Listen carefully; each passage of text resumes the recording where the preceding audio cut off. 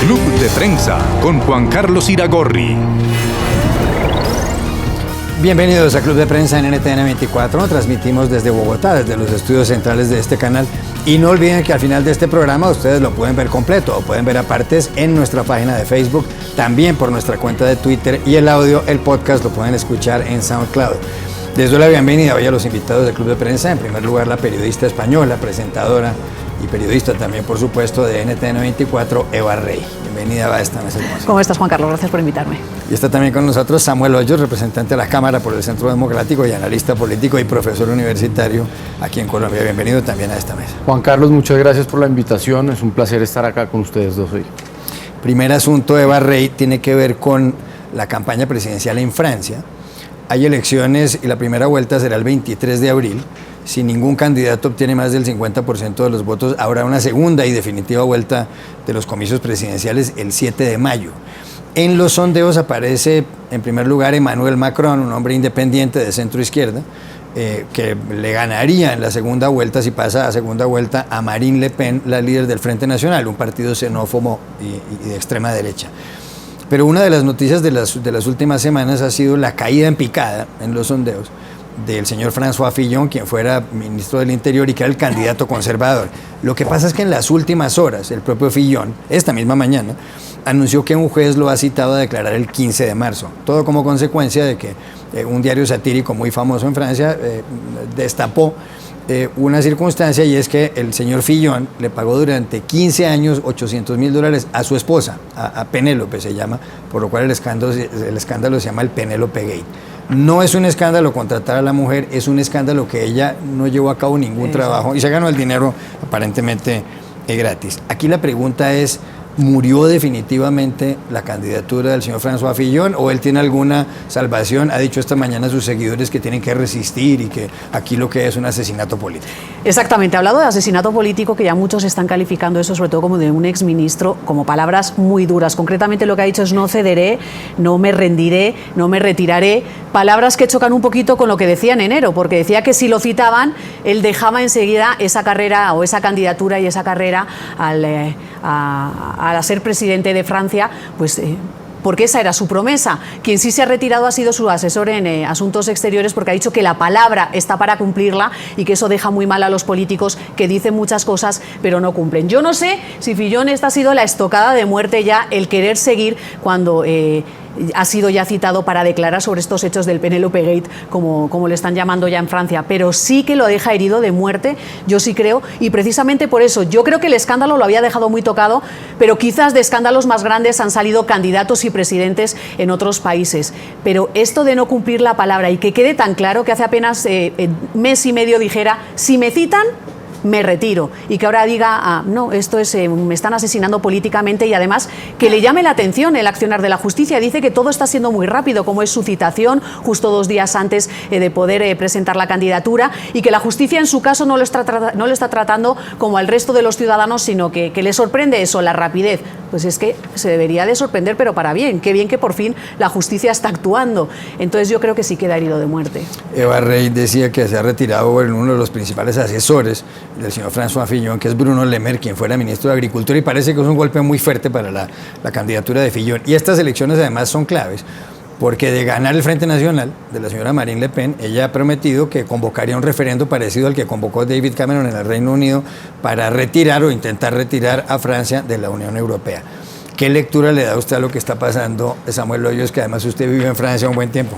Pues Juan Carlos, precisamente Fillon hoy suspende un acto que era el paso por el Salón de la Agricultura en París, que es, digamos, un evento obligado para todo candidato presidencial en Francia.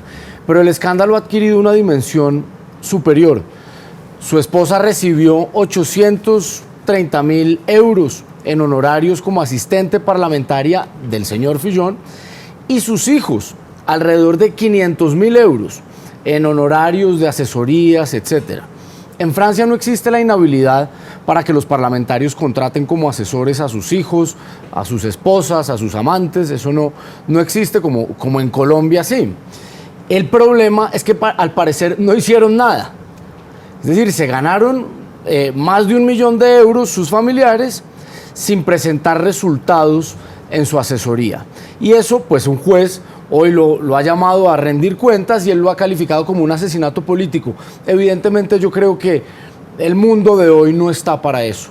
Y las personas lo ven como lo es, un escándalo de corrupción, y eso es inaceptable en un candidato a la presidencia. Seguramente, coincido con Eva, ha quedado aniquilado. Cambio de asunto, y ya ha llegado el momento de hablar de Donald Trump, el presidente de Estados Unidos desde el pasado día 20 de enero. Solo 5 semanas y media después de ese día de la toma de posesión, el señor Trump estuvo anoche en el Capitolio en Washington y pronunció un discurso en una sesión conjunta del Congreso, es decir, ante los senadores y ante los representantes. Fue justamente a las 9. Y lo que mencionó el señor Trump ahí, por una parte, es que hay que luchar contra la inmigración ilegal, que solamente de esa manera volverá a Estados Unidos a hacer lo que fue, según él, que hay que bajar los impuestos, que hay que tratar de desmontar algunos aspectos de la reforma sanitaria del presidente, de su antecesor, Barack Obama. Habló de muchas otras cosas el señor Donald Trump. Algunos medios de comunicación dicen que Trump se mostró más optimista, que se mostró más presidencial, incluso dijo que hay que eliminar las barreras y las peleas triviales entre su partido, el republicano, con el partido de la oposición, el partido demócrata. Pero, sin embargo, el diario The New York Times trae un editorial titulado Visiones de la Trumptopía, como hablando de la utopía del señor Trump, y señala, por ejemplo, que él dice que piensa construir infraestructuras en Estados Unidos por $1 billón, me refiero a $1 millón de millones de dólares, pero que no dijo de dónde va a sacar el dinero, de dónde va a sacar la plata. ¿Tiene razón aquí el New York Times o se está excediendo con el señor Trump? ¿Lo hizo Trump mejor que lo que uno hubiera esperado? Pues es que la verdad es que Trump es un exceso, y al final todos nos hemos vuelto un exceso con Donald Trump porque no hay términos medios, o está muy bien o está muy mal. Hoy, como dices, The New York Times se posiciona de esa manera, pero es verdad que el resto de los medios, o por lo menos la mayoría de los medios internacionales a nivel mundial, se han sorprendido y han hablado de que por primera vez después de 40 días como presidente se le ha visto presidenciable. Incluso, yo sé que es algo muy superficial, pero en la forma de vestir, que muchas veces se ha hablado de que va como todo zarrapastroso, digamos, se le ha visto como de un azul, se le ha visto mucho más comedido a la hora de hablar, como dices tú, se le ha visto aludiendo, haciendo ese llamado a la unión y no a la división, y por primera vez en un tono también mucho más suave. Ha hablado de los temas de los que siempre ha hablado, como dices, obviamente si uno explora un poquito más al interior se pregunta cómo va a pasar eso, pero sí es verdad que hemos visto a un Donald Trump, creo, que más calmado y que todo el mundo lo ha sentido, y con golpes de efecto, ¿no? Como el de la esposa de ese mayor que había muerto y ese aplauso extendido que no se esperaba y no se había dado nunca en el Congreso, a pesar de que el padre nunca quiso recibir a Donald Trump. Yo creo que aquí ha dado un ejemplo de que cuando quiere, él puede por lo menos dar esa imagen de ser una persona, digamos, entre comillas, normal, y que se puede sentir como un presidente por primera vez. ¿Fue anoche más estadista Donald Trump, o las palabras estadista y Trump son como el agua y el aceite? Pues yo creo que ayer vimos cómo la figura, la dignidad presidencial se termina imponiendo sobre la persona de Donald Trump. Y esto es positivo, y ojalá con el tiempo él entienda la dignidad que representa y la responsabilidad que implica ser el presidente de los Estados Unidos. Tiene que dejar a un lado el discurso de campaña polarizante, digamos caricaturesco, que lo caracteriza, y convertirse en el presidente de los Estados Unidos. No obstante, su discurso sigue manteniendo los rasgos propios de él. Un discurso nacionalista, un discurso que, digamos, busca cumplir lo que prometió en campaña, cosa que a los políticos se les critica mucho, y Trump, al parecer, está tratando de cumplir con lo que prometió. La mayoría de los estadounidenses, pues que lo eligieron, eso es lo que quieren oír: la creación del muro con México, la protección a la industria nacional, controles para los inmigrantes, es decir, una serie de medidas que ojalá pues no vayan a generar una catástrofe mundial. Yo creo que a los extranjeros nos preocupa más que a los estadounidenses lo que está pasando. Ya regresamos a Club de Prensa. Volvemos a Club de Prensa en NTN 24 desde nuestros estudios centrales en Bogotá. Samuel Hoyos, el expresidente Barack Obama, y su esposa, expresidente estadounidense, acaban de firmar un contrato con Penguin Random House, el grupo editorial más grande del mundo, para escribir sus memorias. por supuesto están cediendo a la editorial los derechos globales de ese libro. 61 millones de dólares van a recibir los señores Obama, que están viviendo en el barrio Calorama, un barrio muy elegante en Washington, en la capital, mientras su segunda hija termina el colegio. HarperCollins, una de las editoriales más grandes del mundo, compitió por este contrato, y también lo hizo Simon & Schuster, otra editorial muy importante. ¿Qué puede esperar uno de este par de libros, sobre todo después de que Obama escribiera dos muy buenos, especialmente el primero, el titulado La Dream from My Father, Sueños de mi padre? ¿Qué puede esperar uno de estas memorias del señor Obama? No, pues si le van a pagar 60 millones de dólares, tenemos que esperar que sean muy buenas. Porque si usted compara con lo que le pagaron a Clinton y a Bush, a Clinton 15 millones de dólares y a Bush 10 millones de dólares, pues una cifra de 60 es un buen dinero. Pero yo creo que en parte, pues el presidente Obama, además de ser un gran académico, un gran escritor, profesor de la Universidad de Chicago, pues es un rockstar, es una figura carismática que tiene mucha popularidad, el primer presidente negro de los Estados Unidos, es como un hito. Es decir, así como le pagan 60 millones de dólares por este libro, probablemente le ofrecerían por hacerle un reality show con la familia Obama, seguramente otro tanto. Entonces no me extraña por la figura y por lo que él ha representado para la sociedad norteamericana.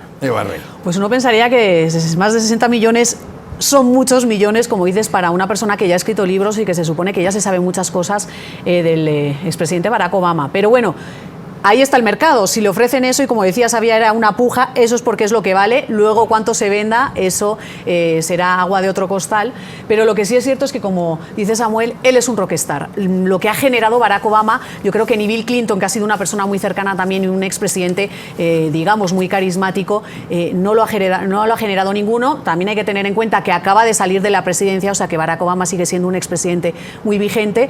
Y a eso súmale que tiene una primera dama, una mujer a su lado, bueno, ya ex primera dama, que ha provocado también muchas cosas en la sociedad norteamericana y a la que ya muchos están señalando como una posible candidata a la presidencia de los Estados Unidos en unas próximas elecciones. Entonces yo creo que es un compendio de muchas cosas. En estos momentos es un caldo de cultivo que está muy caliente, no sabemos si con el tiempo se vaya dispersando. Yo no sé si lo vale, pero estoy segura de que va a vender.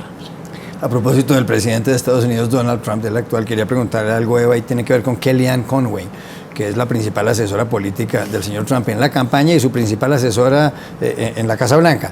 Estaban en un encuentro en la oficina oval, el despacho presidencial, el señor Trump con algunos líderes de colegios, de universidades históricamente importantes para afroamericanos. Y la señora Conway se sentó en uno de los dos sofás que están frente al escritorio presidencial, subió los pies allí para tomar una fotografía. Se generó un gran revuelo porque la gente decía que era una falta de educación de ella haber subido los pies a ese sofá presidencial. Ella ha pedido disculpas, ha dicho que realmente lo que estaba era tomando una foto. ¿Hay que aceptarle las disculpas a Kellyanne Conway? ¿Se ha armado una tormenta en un vaso de agua aquí? ¿O realmente a ella se le fue un poco la mano?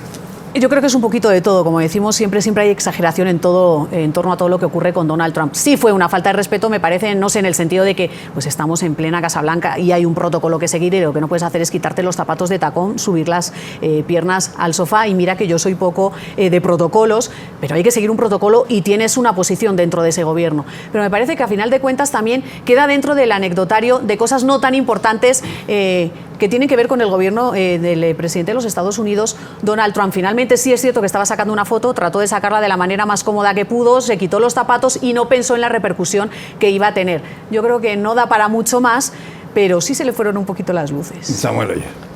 Sí, la verdad es que no está en la cocina de su casa, está en la Casa Blanca, que es la casa de todos los norteamericanos, es la presidencia de la República, de la potencia mundial. Pues yo creo que las formas también son importantes en esos casos. Un evento que tiene una trayectoria histórica y simbólica que puede ser asumido como una falta de respeto, mal hecho que la señora, pero digamos, habla mucho, es muy indicativo de lo que es el gobierno de Donald Trump. Ese es su estilo, un poco chabacán, un poco de mal gusto. Así es el presidente, seguramente así son quienes lo rodean. El principal asesor político del señor Trump, Stephen Bannon, es la única persona que entra sin corbata al despacho, al que lo han mencionado ya varios periódicos. Pero un apunte muy corto en 30 segundos. ¿Terminará esta foto convertida en una de esas fotos históricas como la de John Kennedy con su hijo John gateando debajo del escritorio, o como la de Gerald Ford, quien reemplazó a Richard Nixon con los pies encima del escritorio presidencial? Es que yo creo que eso al final es lo que hace que la cercanía de los ciudadanos la sientan con su presidente y con el resto del gabinete. Finalmente ellos son seres humanos, no todos son Ivanka Trump, que siempre va perfecta y mantiene las formas, y finalmente está muy cercana, es la hija del presidente, y sin embargo lo que le rodea hay veces que es un poco chabacano, pero eso es la realidad de los seres humanos, y yo creo que eso acerca un poquito más. Yo no sé si va a ser histórica, pero sí recordada. Ya regresamos a Club de Prensa. Volvemos a Club de Prensa en NTN 24, últimos 2 minutos. La cuenta de Twitter del Foro Económico Mundial de Davos en Suiza saca la lista de las 15 ciudades más seguras del mundo. Voy a empezar por la 15, que es Barcelona, en su país, en España. En el 14 está Montreal, y en el 13 Taipei, en el 12 San Francisco, en el 11 Hong Kong, en el puesto 10 Nueva York. Después en el 9 Melbourne, en el 8 Toronto, Zúrich en el 7, Sydney en el 6, Ámsterdam en el 5, una ciudad de 800.000 habitantes. Y ahí están los que están en los 5 primeros puestos. Ámsterdam, Estocolmo en el 4, Osaka en el 3, Singapur en el 2, y la ciudad más segura del mundo y tiene 30 millones de habitantes es Tokio. ¿Le llama algo la atención esta lista, este listado? Pues quizás porque precisamente estabas nombrando que el número de habitantes al final no tiene nada que ver con la seguridad del país, sino que tiene que ver con la cultura del país. Yo he estado en Tokio y sí llama la atención. Uno que no tiene nada que ver con los japoneses, digamos, venimos de otra cultura totalmente diferente. Yo por lo menos, y creo que es algo generalizado, uno se siente integrado desde el primer momento, pero es que el respeto allá va tanto que casi ni nos tocamos. O sea, yo creo que también llega ya a extremos un poquito exagerados en lo que tiene que ver con la cultura con uno. Pero sí llama la atención que, al final de cuentas, la educación es lo más importante. No importa cuántos seamos, hay pie para respetarnos. ¿En cuál de estas 15 ciudades quisiera vivir usted? Joder, viviría en muchas. Creo que Ámsterdam, Estocolmo y todas esas no, porque me aburriría un poco, pero yo sería feliz en Nueva York, sería feliz en Barcelona, obviamente soy española, y viviría en Melbourne, también muy feliz. Samuel Hoyos. Me quedo con Barcelona, a pesar de ser la 15. última en el Usted ranking. en el 15. Sí, porque vea, Tokio, a pesar de ser la primera, es una de las ciudades con mayor índice de suicidios en el mundo. También. Entonces es muy segura, pero la gente se tira por los edificios, ¿no? Algo está pasando, ¿no? Pues sí, algunas personas. Pasa que también pero en viven el muchas mundo personas. es de las que más. Ahora, Barcelona ha logrado reducir su criminalidad en un 37% en los últimos años con una política muy efectiva de meter policías vestidos de civil al metro. Ojalá en Bogotá replicáramos eso. Ojalá hubiera metro. Eso, no, cuando haya Transmilenio, metro, por lo iba a decir menos. yo cuando haya metro. Eva Rey, gracias por haber estado en este programa. No, gracias. Samuel Hoyos, gracias por haber Gracias, estado Juan aquí. Carlos. Y a ustedes los espero mañana nuevamente en Club de Prensa.